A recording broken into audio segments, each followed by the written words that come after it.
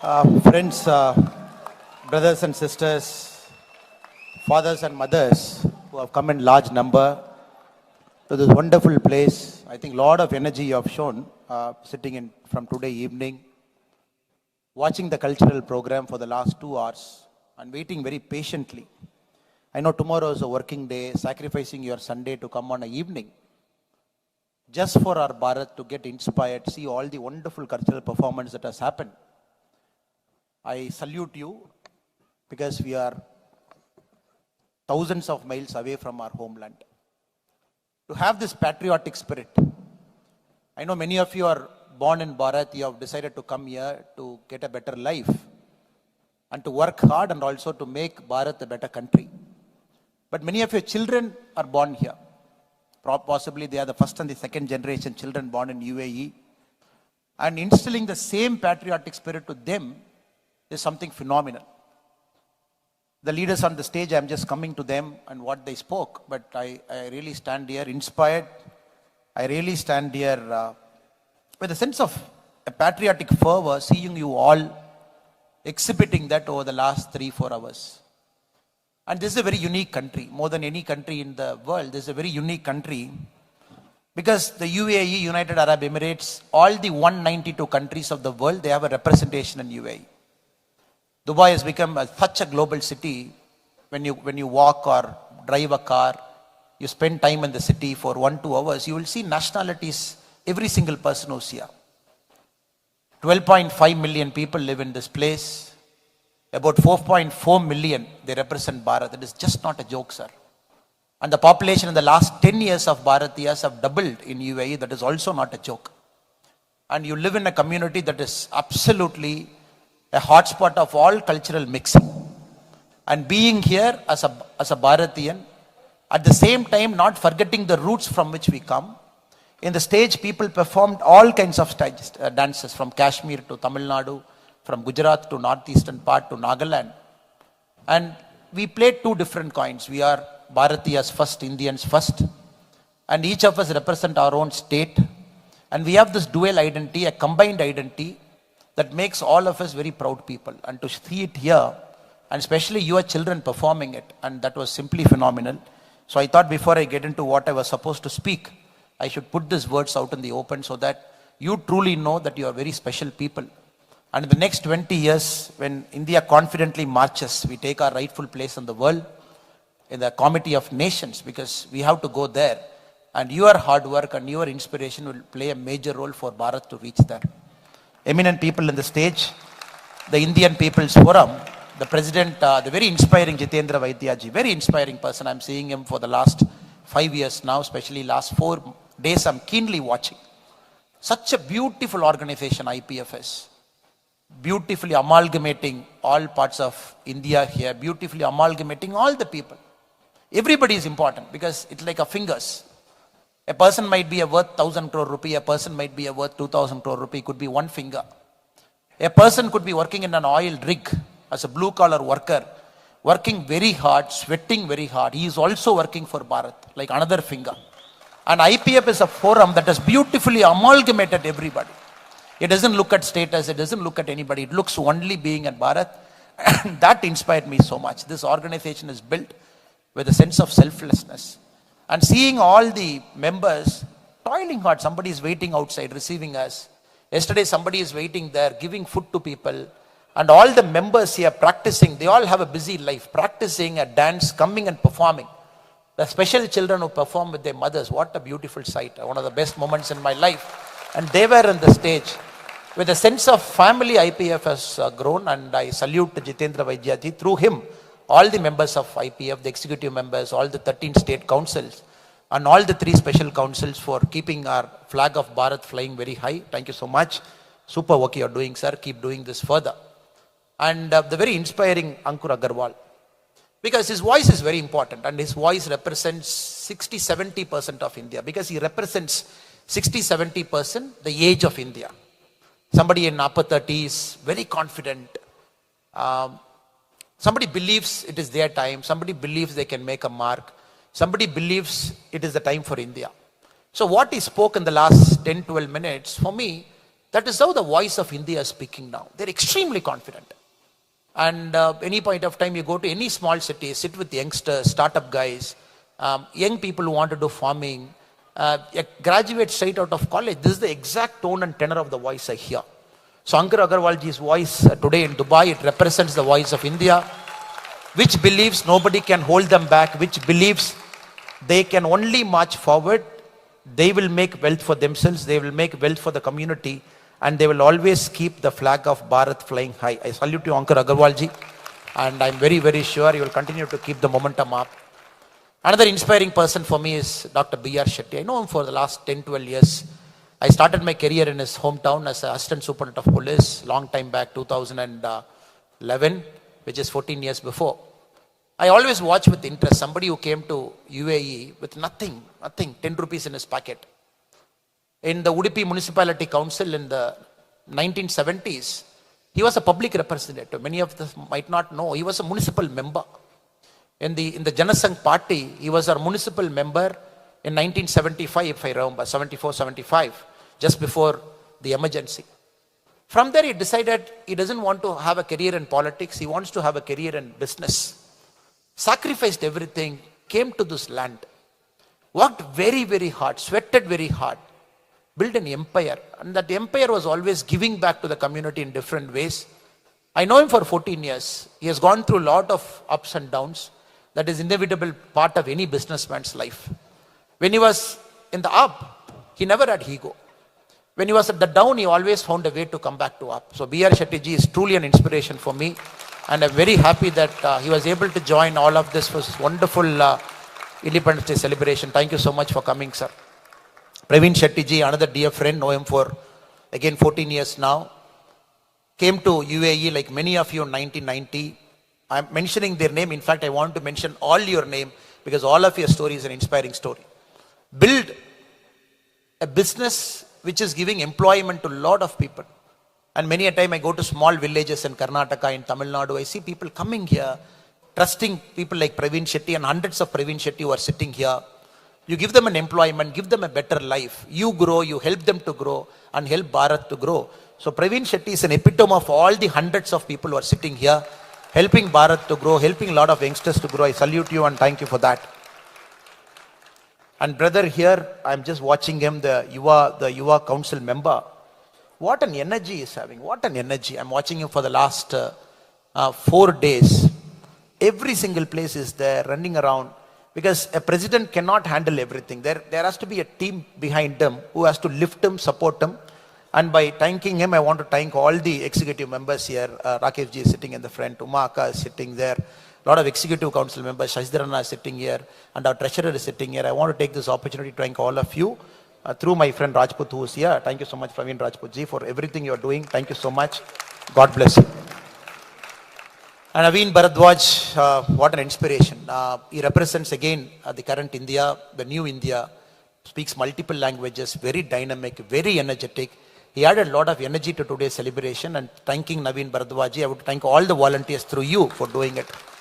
And Shilpa Nair madam, who's not here, I think she has gone back to Bharat today.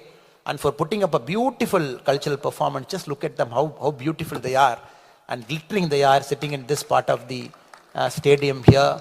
And many of them gave their time, practiced, wonderful performance they did. I take this opportunity to thank you all. Thank you so much. Great inspiration. Thank you so much for coming. Now I have to come to deliver my speech, and it is not a big speech. I know it is a Sunday. We are hitting 9 o'clock. I will not take much time. I just want to present 3-4 thoughts for your consumption so that when you go back home, you will think about it just as treat me as a brother, treat me as your son, and somebody who is fighting hard in the ground in Bharat to make sure we all get a better life there. So all the thoughts that I present before you with all humility, I would like you to just think about it and see where we are and where we are supposed to go. 1947, August 15, we got our independence, we all know. 79 years we have traveled here, and we are a proud country now. We are a confident country, just how Ankur Agarwal represents himself. And this country believes right now there is no looking back, we can only go forward. But I want all of you to go back a bit. I want you to go back to 1935 when the Government of India Act came. A lot of discussion in the British Parliament, the House of Commons. The discussion was about whether India truly deserves freedom. If we get our freedom, are we good enough to keep our freedom? If we get our freedom, are we good enough to progress as a nation through that freedom? So a lot of countries, with due respect to all the countries that ruled over us, governed us for a long point of time, they felt managing India as a white man's burden. They felt India cannot manage itself. India doesn't have the wherewithal to manage itself. They felt it's a white man's burden to take care of our country. Lot of discussion happened in House of Commons before Clement Attlee decided to give independence to our country. They said you should not give a great statesman like Winston Churchill, whom we all hold in very, very high regard for what he has done for England. He said, India is a country that is no more than an equator. He said, India is a line. It is so fragmented. People speak multiple languages. The custom is so varied.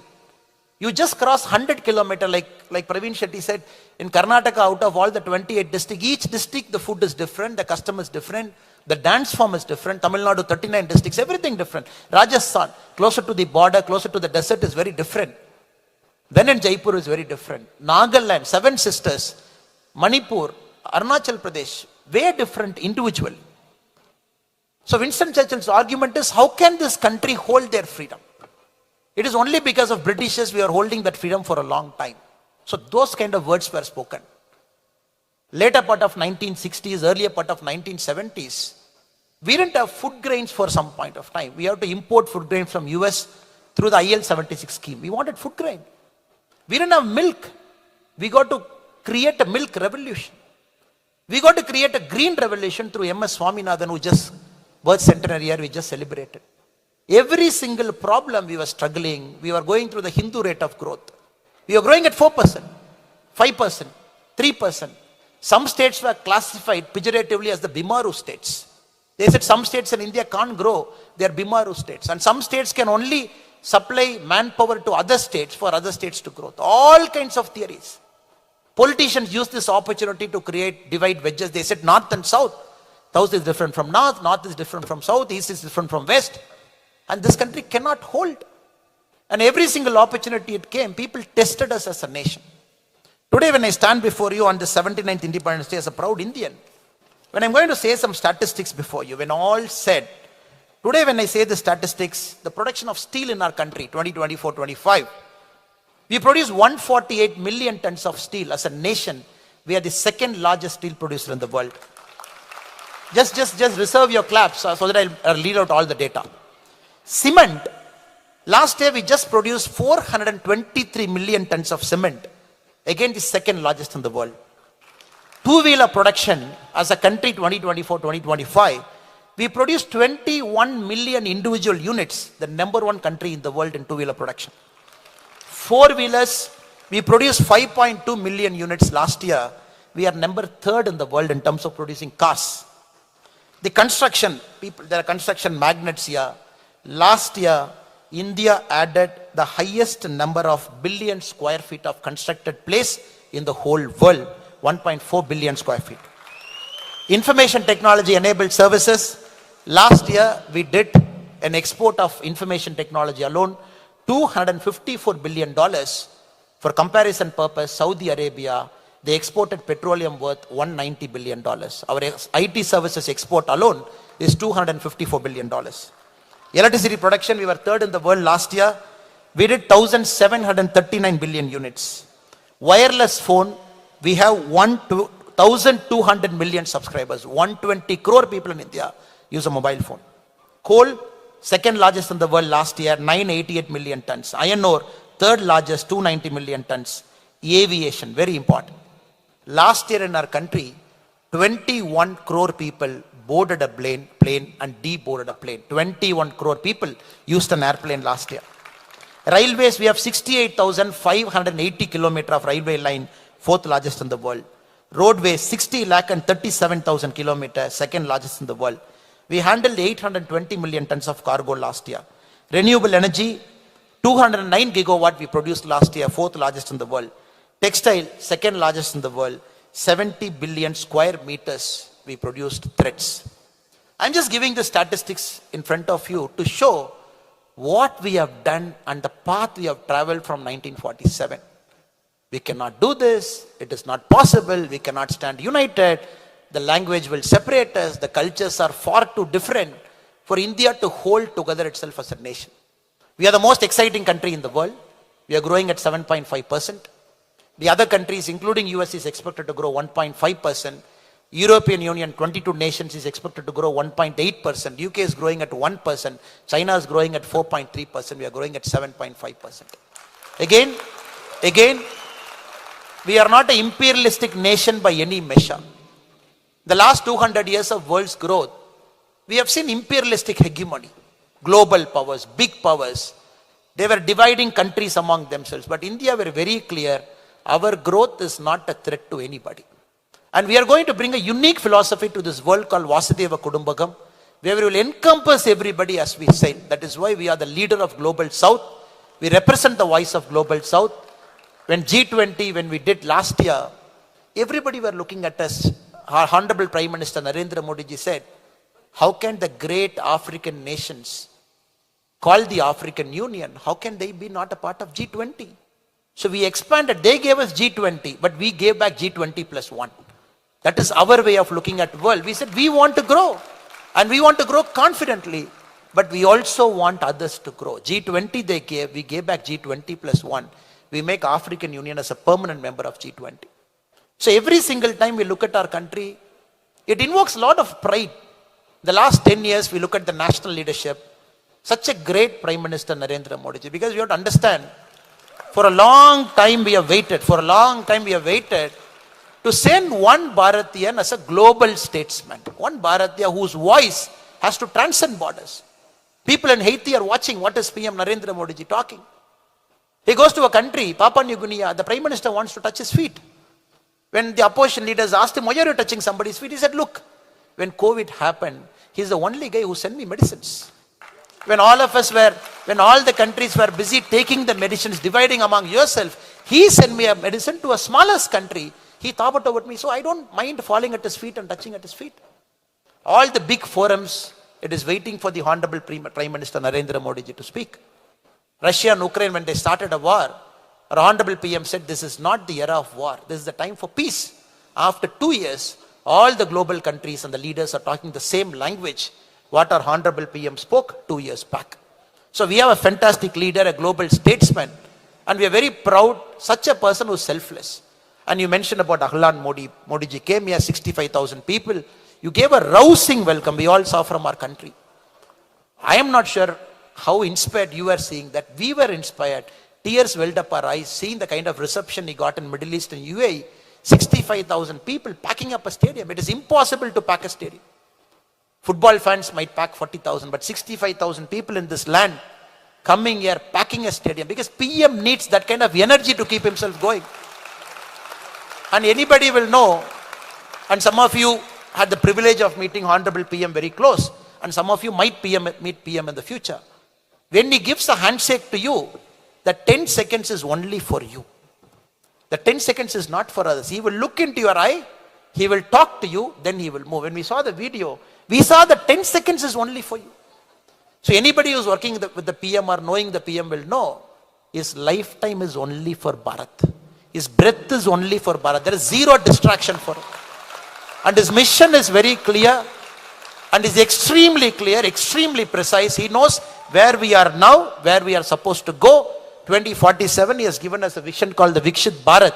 It is not a normal vision. It is not a normal vision. Again, we waited for a long time. 1730, the Cambridge economist Angus Madison, he argues, 1730, India had 23% of the world's GDP. 1730. 23% of the world's GDP. We are at 2% now. 2.2%. We are growing very fast. Now to say in 2047, we will capture what we left in our own unique way by our growth metrics. He gave a vision called Vikshit Bharat. And the vision for Vikshit Bharat, who is the most important? It is us who is most important. It is the citizens of our country who is most important. Anybody following our Honorable PM in his Red Fort speech, especially the youngsters are there. First Red Fort speech, 2014, August 15, he said, we got to build toilets for our country. We got to build toilets. He said, as the Prime Minister, I am not ashamed to say, we want to build toilets. Only if we build a toilet, we are able to give a basic dignity to our mothers and sisters.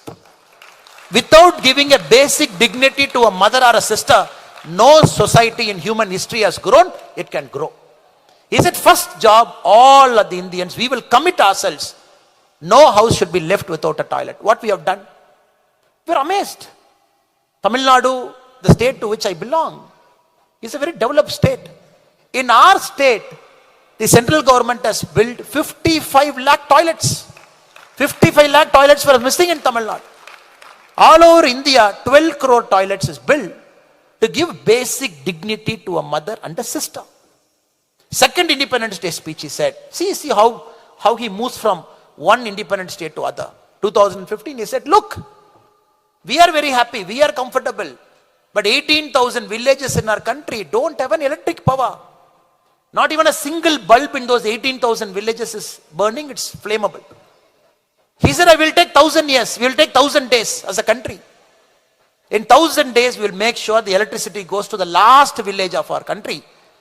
Because if we are not giving power, electricity to a human being, we are curtailing their growth. 700 odd days, 762 days, the last village got its electric power and India is fully electrified now. You see the shifting he is doing from each Red Fort speech to 1 year to the other.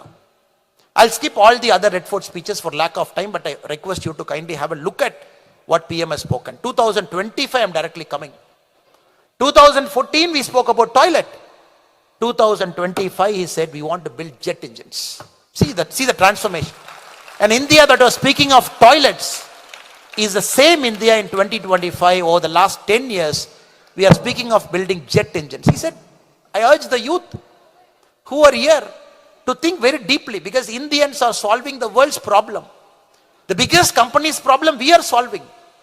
Sitting in different parts of the world, we solve the world's problem. He said the youth of our country needs to solve India's problem. Please build jet engines for us. He said, we have to, technology, we got to own it. And he didn't stop there. He went one step further and further and further. And he also said, look, every year we are importing petroleum products to our country. Worth $145 billion last year, we got petroleum products into our country. We took petrol, diesel, LPG, all kinds of gases.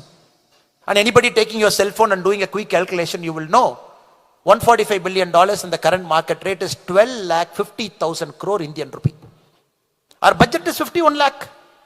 In our budget, 22% of our money we are buying petrol.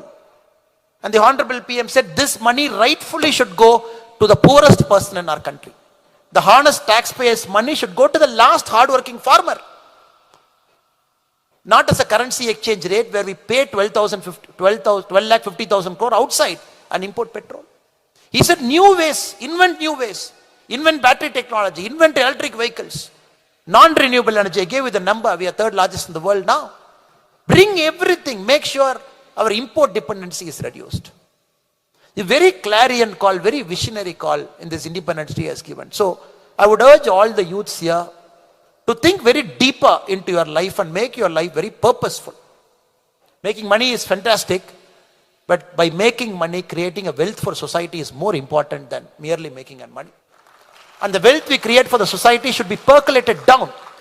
And that wealth should go down so that there is some common man somewhere who didn't have a distinct advantage in his life. We are born into a very privileged family. Father and mother educated. We are born into that family because we are educated. But a lot of kids don't have that privilege, born in poor families. In a 100-meter race, it is like asking somebody to run 120 meter and we are running 100 meter. Let us think about them also.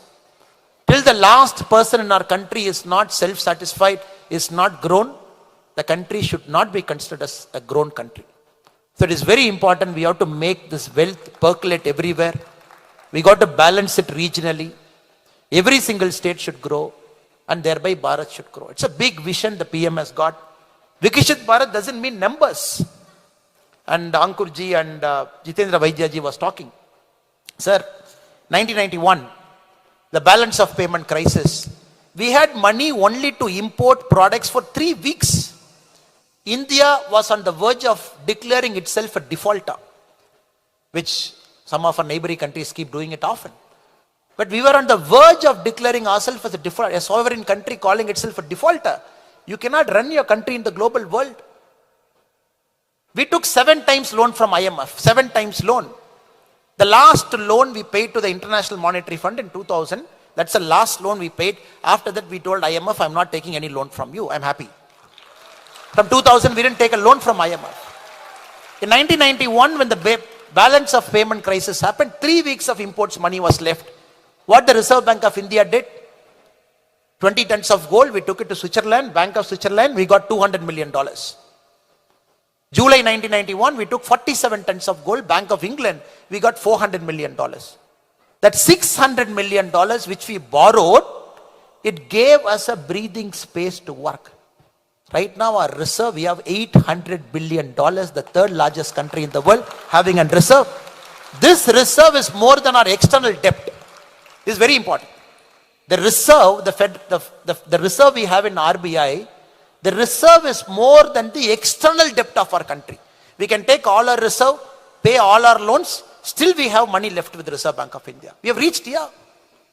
And this is not an ordinary thing, sir. All your contribution, your hard work, silently without any expectation, all of you sitting down, working hard, you have brought India to this beautiful place where now we are thinking, oh, we will hit 10 trillion by 2035.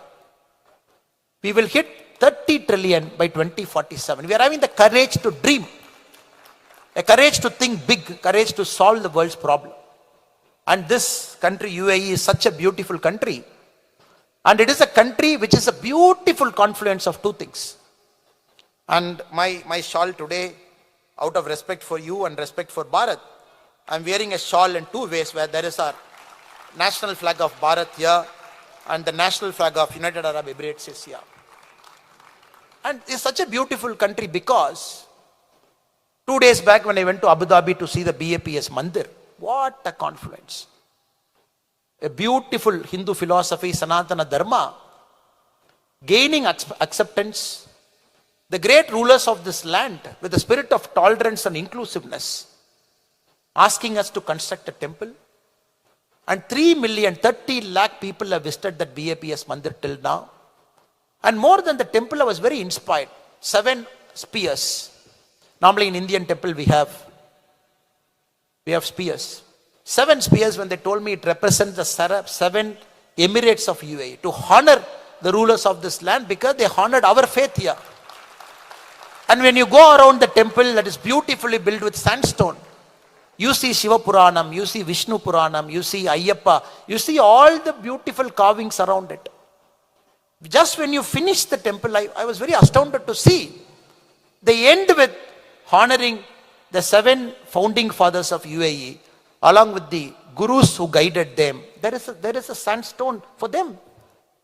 When we say Vasudeva Kudumbakam, when we say that we are all encompassing, and the temple represents it by faith, where the 14 great civilizations also found a space. Just like our Shiva Puranam and Vishnu Puranam and all the great Itikas of Mahabharata, which got inscribed in the sandstone, I could see the Sumerian civilization represented. I could see the Egyptian civilization, the Eskimos represented, the Red Indies civilization represented. And the spirit of tolerance we have shown. End of the day, all the great religion, they speak of one truth, and that's a single truth. That's a truth of love. And that is the essential of Sanatana Dharma, representing that in a temple, which is very beautifully done. That shows who we are as Indian. That shows who we are as Sanatana Dharma followers. And that is a great story, because I believe this is the story for the world. When we see fractures in the world, people fighting, countries fighting, I think that is a lesson Bharat is giving to the outside world. When we approach any issue with the spirit of tolerance, with the spirit of love, with the spirit of compassion, magic happens. And the BAPS Mandir in Abu Dhabi is a beautiful representation of 2 faith combining, 2 civilization combining, and 2 cultures combining with the spirit of compassion, tolerance. That is why I thought I should salute that faith by wearing this shawl where 2 countries' national flag is represented. I am overshooting my own time. We are at 9:20 now, because it's Sunday, you all have to go back home. So I would take this opportunity to once again, yes ma'am, once again to pay my humble respects to all the hardworking people here. You're working very hard, extremely hard. and you are the world's largest remitter into our country. No country in the world receives inward remittances like India does. India receives billions of dollars as inward remittances because you earn that dollar, you send it back to your home, your mother, your father, your children, your wife, your husband, somebody is waiting, and you save every single penny for a better life outside, coming back to Bharat, better life here, and all the money that comes back into our country that gives us this very precious foreign exchange. India needs that foreign exchange, precious dollar, and you make it happen. And more importantly, traveling thousands of miles away, even in a foreign land, you keep the spirit intact, you keep the patriotic fervor intact, you teach it to next generation, and next generation, all in the hope that we will have a better life. I salute you for that. I only request all of you to stay engaged with our Bharatiya people, keep coming often, keep taking more holidays. Since you are positioned in Dubai, instead of trying to take a holiday into Europe, always try to take a holiday back into our Bharat. Instead of an European holiday, nothing wrong, all the great cities should be seen. But India is just waiting with 173 airports that is built, especially 100 airports built in the last 12 years. Beautiful roads waiting for you. India is waiting for you. India that is fast developing with all its infra is waiting for you. Your children should see that. They should see the beauty of southern part of India, the majesticity of western part of India, the spirit of tolerance in the northern part of India, and the beautiful combination of colors in the eastern part of India. Your children should see all of Bharat with the same eyes, with the same spirit, and with the same love. So one holiday to southern part, one holiday to western part, one holiday to northern part, one holiday to the eastern part. Every single year you come. If you can expose that to your children, I think that is the single biggest blessing they will get from you. Last but not the least, again I'll take the privilege of being your brother. I'll use this privilege to request one more thing. And we all are born in a certain part of Bharat. The first language we heard is a very sweet mother language we heard. So we all hold a very special place for our mother tongue. So Tamil சொந்தங்கள் இருக்கிறீங்க, தமிழ் மேல ஒரு மாறா காதல், மாறா அன்பு. காரணம் உங்களுடைய காதுல கேட்ட முதல் வார்த்தை அது. You feel very happy. அது உங்களுடைய நம்முடைய தாய்மொழி பாசம், தமிழ் மொழி மேல இருக்கக்கூடிய அன்பு. ಕನ್ನಡ ಕಡೆಯವರು ಇದೀರಾ? ತಾವು ಕೂಡ ಅದೇ ತರಹ ತಮ್ಮೆಲ್ಲರೂ ಕೂಡ ನಿಮ್ಮ ಕಿವಿದಲ್ಲಿ ಫಸ್ಟ್ ನಿಮ್ಮ ತಾಯಿಯಂತರ ಮಾತು ನಿಮ್ಮ ಕಿವಿದಲ್ಲಿ ಫಸ್ಟ್ ಅದು ಬಿದ್ದಿತ್ತು. Other parts of India, I'm sorry, I'm not able to speak Telugu. I want to speak Marathi. I want to speak Gujarati. But बहुत लोग here इधर आपका हिंदी मालूम है, हिंदी आपका बहुत कंफर्टेबल है. हमारा लैंग्वेज बहुत वेरीड है, बहुत डेप्थ है.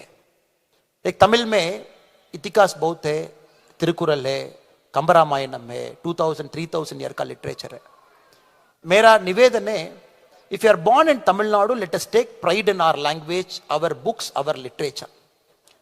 But it should not stop us from reading a book or a literature from the other language. That is very important for our personal growth.